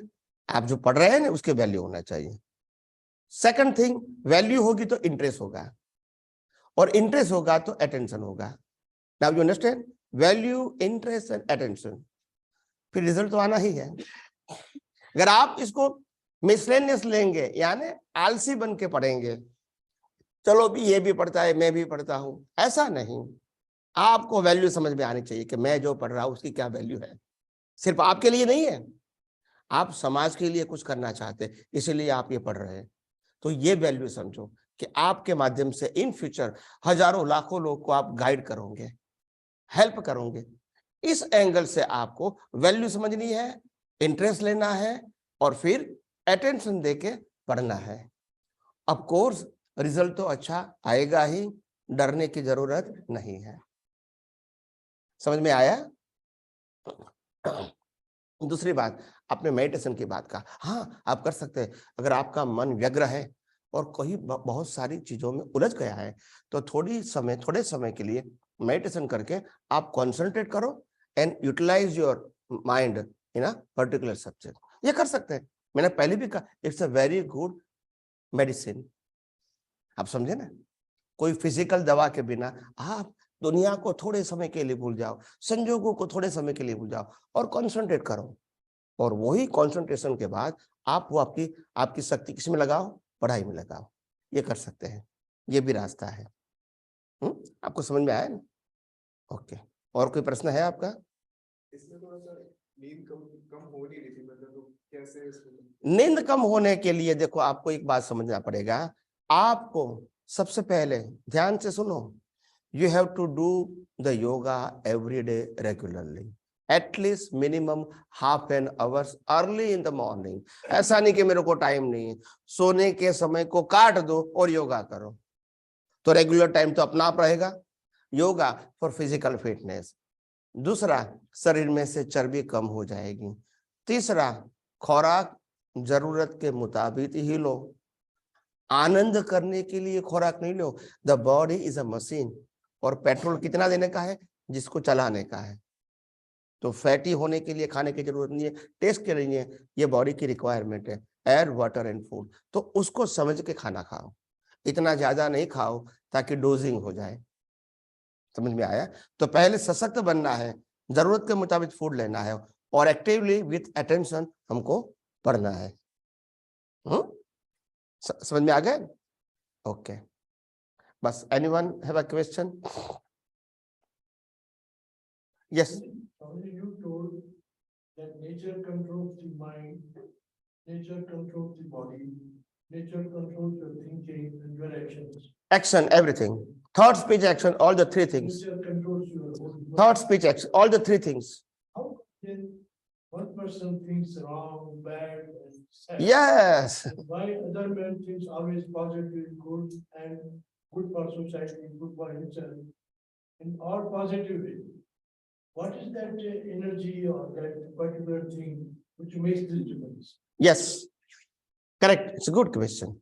देखो, सिंपल बात यह है कि हम अपने माइंड जो है ना, माइंड, मैकेनिकल माइंड, वो लेकर आए।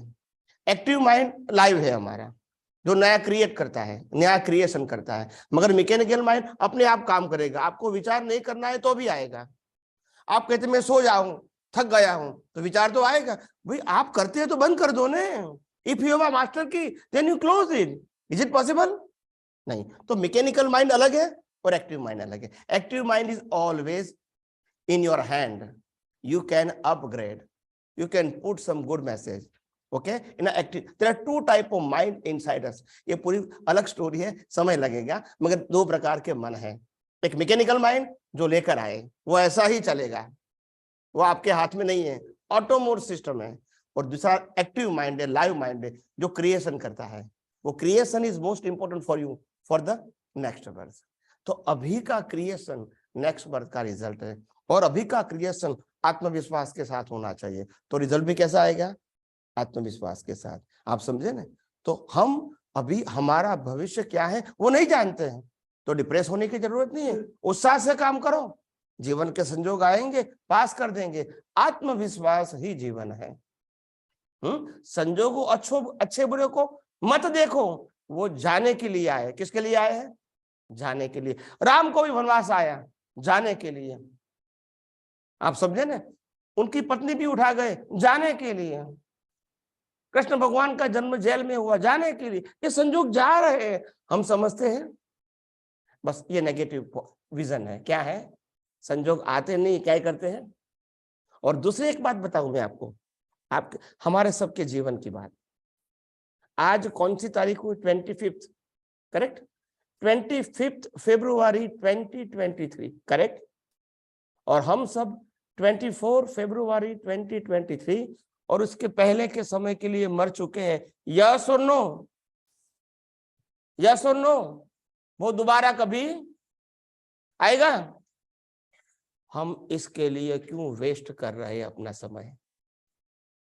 You understand my point? जो होना था वो हो चुका है, उसमें कोई करेक्शन नहीं कर सकते, और दोबारा लाइफ में नहीं आने वाला है। आज क्या करना है, भविष्य के लिए क्या करना है, इतना ही सोचो। अगर आज बुरा हो गया, कल उस बारे में सोचने की जरूरत नहीं है। Go ahead with confidence and try to yourself actively and confidently for your goal. आप समझे ना? आत्मविश्वास के साथ आगे बढ़ो, डरने की जरूरत नहीं है। संजोग तो आएंगे, कर्मों का हिसाब है तो आएंगे, और जाने के लिए आएगा। किसके लिए आएगा? आने के लिए नहीं। हम गलती ये करते हैं कि संजोग आया, आता नहीं है, जाता है। Every moment, each and every living being creature they die and without choice. वो मोमेंट दोबारा लाइफ में नहीं आएगी। हमारी सोच गलत है। मैंने पहले कहा ना, सोच गलत है। हम कई लोगों को क्या फ्रैक्चर होता है, हम 1 महीने के बाद मिलने के लिए जाते हैं, स्वामी जी 30 दिन से मैं बीमार हूं, दर्द सहन कर रहा हूं। मैंने कहा 30 दिन का दर्द खत्म हुआ कि शुरू हुआ? बोलते नहीं है, ये खत्म हो गया ना, तो व्हाई यू रिमेम्बर? ऐसा कहो 30 दिन का मेरा कर्म का हिसाब खत्म हो गया, अभी जो बाकी है वो खत्म हो जाएगा। ये आत्मविश्वास के साथ जियो। क्यों ऐसी नामर्दानगी की बात करते हो? आपने ऑलरेडी पे कर दिया है, फिर टेंशन क्यों है? मगर हमारी सोच क्या है? गलत है। You understand my point? सोच गलत है, संजोग गलत नहीं है। संजोग तो जो कुदरत को देगा वही हमको पास करना पड़ेगा, सबको पास करना पड़ेगा, महापुरुषों को भी पास करना पड़ेगा। इंपॉर्टेंट संजोग नहीं है, इंपॉर्टेंट हम हैं, हमारा आत्मविश्वास है, हमारी नियत और नीति है। संजोग हमको हिला सकता है, इतने हम कायर नहीं होने चाहिए। संजोग तो जाने के लिए ही आया है, अपने आप खत्म हो रहा है। हम इससे डरेंगे? हम इससे डरेंगे? जो खुद खत्म हो रहा है हम इससे डरेंगे? हम खुद शाश्वत है, हम खुद चेतन है, हम खुद रणशक्ति वाले। ऐसे टेम्पररी संजोग से, ऐसे टेम्पररी जन्म मरण से डरने की जरूरत नहीं है, हम शाश्वत है। तो ये बात है आत्मविश्वास में। और किसी को प्रश्न है? Yes, loudly. जैसे कि मॉडर्न हिस्ट्री में पढ़ते हैं कि पहले सती प्रथा का एग्जिस्टेंस था। पहले सती प्रथा का एग्जिस्टेंस, सती प्रथा का, सॉरी, जैसे कि राजा राममोहन राय और विलियम बेंटिक ने प्रयास किया तो उससे सती प्रथा पे रोक लगा दी, क्योंकि वैदिक सिविलाइजेशन में सती प्रथा का एग्जिस्टेंस था। ये समय संजोग के अधीन आया था। It is not correct, so correction हो चुका है, तो इससे बात करने का कोई मतलब नहीं है। आज नहीं है ना इश्यू, जो आज के इश्यू है वो बात करो। पहले था वो खत्म भी हो चुका है, तो भी उसके साथ टॉक करने का कोई आज कोई प्रॉब्लम लाइव है, एक्टिव है, तो उनके ऊपर बात करेंगे तो कुछ हेल्प होगा आपको। अभी तो उसका एग्जिस्टेंस नहीं है, तो खत्म हो गया। Yes please, loudly loudly.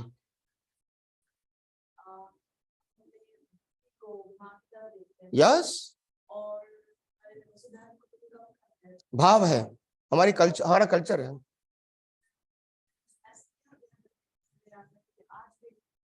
जातिवाद जैसे, या हमारा आज भी नमामि गंगे जैसे गंगा को साफ करने का हमें प्रोग्राम चलाना पड़ रहा है। हमारे में और भूमि में वो जो कनेक्शन था वो कहाँ पूरा हुआ है, ताकि आज इतना गंदा हो चुका है पर्यावरण और हम अपने जिंदगी में बिजी है। समझ गए? क्या कहाँ से हुआ है? हाँ, गैप ये हुआ है, हमारे को बचपन से छोटी सोच के लिए बताया गया, चाहे धर्म कहो और चाहे सामाजिक कहो, चाहे एजुकेशन। हमारी सोच क्या कर दिया? बस पढ़ने का मतलब टू अर्न द मनी। ये कोई सोच है? पढ़ना वो सिर्फ पैसा है, पढ़ने के बाद पैसा मिलेगा वो सेकेंडरी मैटर है। हम लाइफ में कुछ समझना चाहते हैं, जानना चाहते हैं और कुछ महान कार्य करना चाहते हैं, उसके लिए पढ़ाई होती है, एजुकेशन होता है। मगर हमारी सोच क्या बना दिया? पैसे तक सीमित कर दिया। That the first. The second thing, हमारे धर्म गुरुओं ने धर्म का बंटवारा कर दिया और हमारी सोच क्या कर दिया? फिर हम तो राम को ही मानते हैं, कृष्ण को नहीं मानेंगे, कृष्ण को मानते हैं, महावीर को नहीं मानेंगे, महावीर को मानते, शिव को नहीं मानते हैं, ये तो हमारा नहीं है। ये सोच छोटी हो गई। इसीलिए मैंने कहा we all are united as a Hindu and Hindu philosophy. You understand? Hindu philosophy के हम यूनाइटेड है। और धर्म का मतलब होता है अलग अलग महापुरुषों ने अलग अलग समय बात कहा है, वो भी सनातन सत्य की ही कहा है। आप इसको टुकड़े में क्यों बांटते हैं और हम हमारी शक्ति को क्यों डिवाइड करते हैं? और डिवाइड होने के नाते ही तो आज झगड़ा होता है। यस और ना? कोई भी, एक मिनट, आपने वो गंगा का कहा है, स्वच्छ गंगा, क्या करना नहीं चाहती है गवर्नमेंट? चाहती है, मगर जो विरोध पार्टी वाले हैं वो विरोध करते रहेंगे। और आपको मालूम भी है अभी गंगा कितनी साफ हो चुकी है, लोग वहां से पानी पी के, बड़े बड़े नेता वो पानी पीते हैं। यहाँ यमुना साफ नहीं, वो अलग बात है, हम इसमें नहीं जाना चाहते हैं।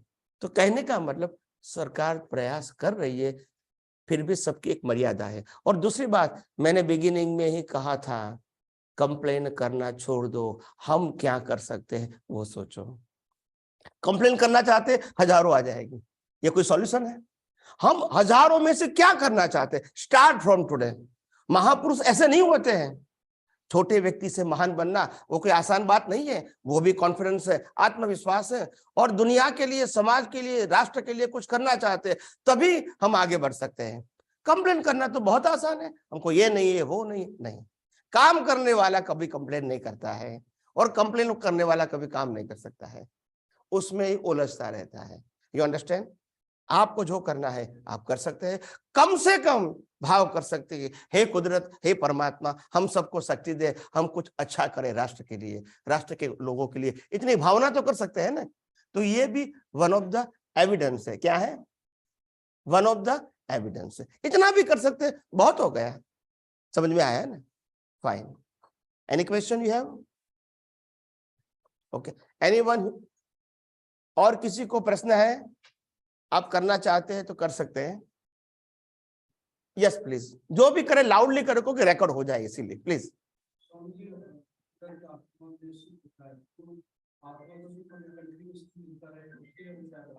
यस, सबसे पहली तो गुड क्वेश्चन है। मैंने बहुत डिस्क्राइब नहीं किया क्योंकि बिकॉज ऑफ द समय मर्यादा और आप सबका जो स्टेटस है उसका मैंने डिटेल में नहीं कहा, क्योंकि मैं जो विज्ञान की बात करता हूँ, इसरो नासा के साइंटिस्ट सुनते हैं, मेरे साथ बात करते हैं, मगर वो सब्जेक्ट अलग है, तो मैंने यहाँ बहुत संक्षिप्त में कहा। मगर आपने प्रश्न किया तो बता दूं, देखो दुनिया में शक्ति आत्मा की ही है और कोई शक्ति नहीं है। बाकी शक्ति तो विनाशी है, कुदरत की है, आती है चले जाएगी, ये भी चला जाएगा, उनके साथ जुड़ा हुआ सत्ता, संपत्ति, संबंध, साधन और इसके साथ रहा हुआ ज्ञान, भौतिक ज्ञान, वो भी चला जाएगा। आज आप डॉक्टर हैं, चार्टर्ड अकाउंटेंट है, लॉयर है, गोल्ड मेडलिस्ट है, 40 साल की प्रैक्टिस करते हैं, 10 साल के बाद मर जाओगे, नेक्स्ट बर्थ में आपका जन्म होगा, फिर आपको बाल मंदिर में जाना पड़ेगा। You understand me? So all this are temporary, मगर the power of the soul is, तो मूल एनर्जी किसकी है? आत्मा की। समझ में आया? हम गुमराह कहां हो गए? मैंने पहले भी कहा, हम इस दुनिया में डिमांड करने लगे, ये हमारी संस्कृति नहीं थी। मैंने पहले बताया, हमारी संस्कृति थी, हमारे पास क्या है वो देना चाहता हूं, और हम आज क्या हो गया? दुनिया के पास क्या है उसमें से हम कैसे ले सके, अपनी बुद्धि से, पावर से, छल कपट से। आप समझे ना? बस ये सोच गलत हो गई। आप समझे ना?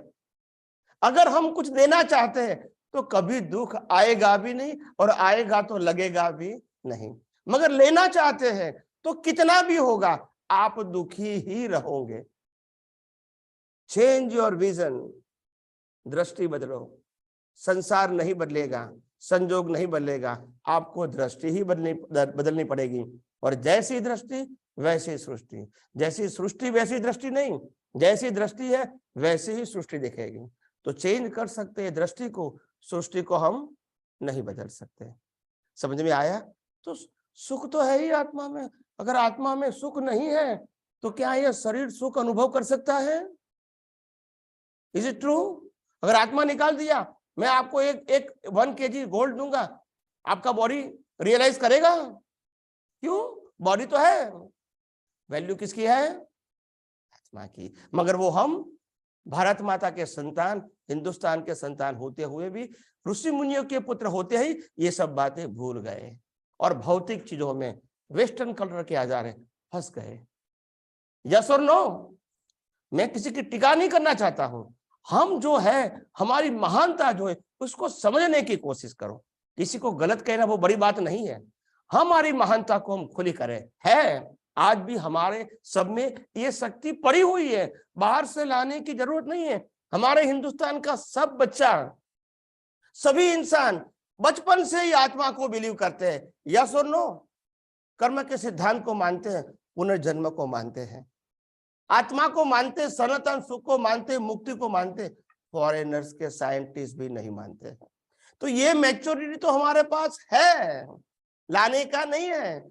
इसको क्या करना है? अनकवर करना है। जो दब गई है ना, इसको क्या करना है? अनकवर करना है। हम शक्तिशाली थे, है और रहेंगे, संजोगों के अधीन दब गई है। इसको रीओपन करना है, क्रिएट करना नहीं है ही हमारे पास। समझ में आया? और किसी को प्रश्न है प्लीज? आपको मौका मिलता है, फिर दोबारा कब मिलेगा नहीं मालूम मेरे को। So if any question in your, आपके दिमाग में कोई प्रश्न है तो प्लीज कर सकते हैं, और बड़े लोग भी कर सकते हैं। Don't worry, anybody have a question you can ask. तो आपका प्रश्न हम उत्तर देंगे, ये सब सुनेंगे, रिकॉर्ड भी होगा, भविष्य में भी लोग सुनेंगे। तो किसी को भी करना है, बड़े व्यक्तियों को, यहाँ मैनेजमेंट करने वाले को भी प्रश्न करना है, यू कैन, आप कर सकते हैं, मगर लोगों का काम में आए ऐसा प्रश्न होना चाहिए। That's it.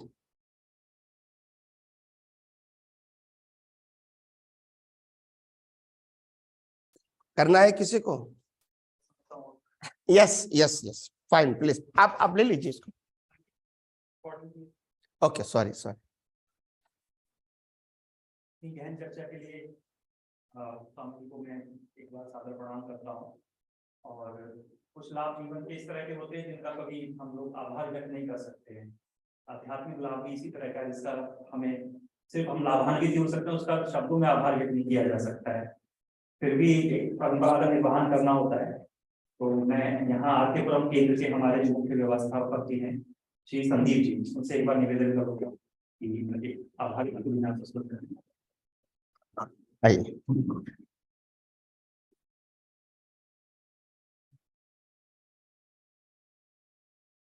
Pujya Swamiji, respected guests, and my dear friends, students. I think we have been blessed for having this session. बहुत ही आनंद आया इस सेशन में, और हम लोग we'll be leaving this place with a lot of wisdom, and it is going to stand in good stead in terms of your attacking the future, taking yourself into the future and doing yourselves good. So with these small words, I would again like to thank Swamiji for his valuable time and the kind of wisdom that is given to us. Dhanyavad once again. Then we should get a standing ovation. Yes.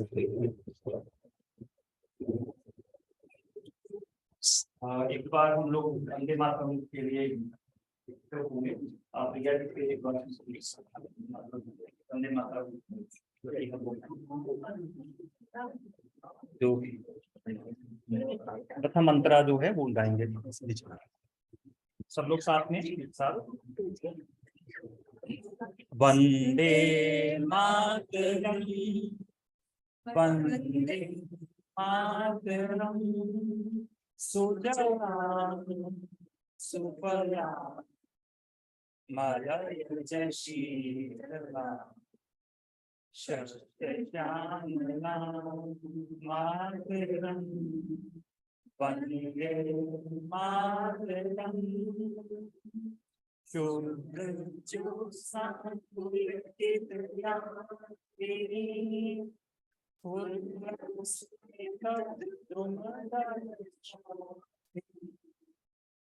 Subhashini सुमधुरभाषिणी सुखदां वरदां वंदे वंदे भारत माता की। इसी के साथ हम इस लघु परिचर्चा के समाप्ति पर आ गए। एक छोटी सी प्रसाद की व्यवस्था है, सब लोग प्रसाद ग्रहण करते हुए आगे बढ़ेंगे। और स्वामी जी अभी थोड़ी देर हैं, अगर किसी को कोई प्रश्न है, कोई अपने व्यक्तिगत चर्चा करनी है तो स्वामी जी के साथ यहाँ कर सकते हैं। ठीक है जी सर। चले जय सच्चिदानंद, आप सबको मेरा नमस्कार और आप सबका भविष्य उज्जवल बने, यही मेरी शुभकामना। और आपके फैमिली लाइफ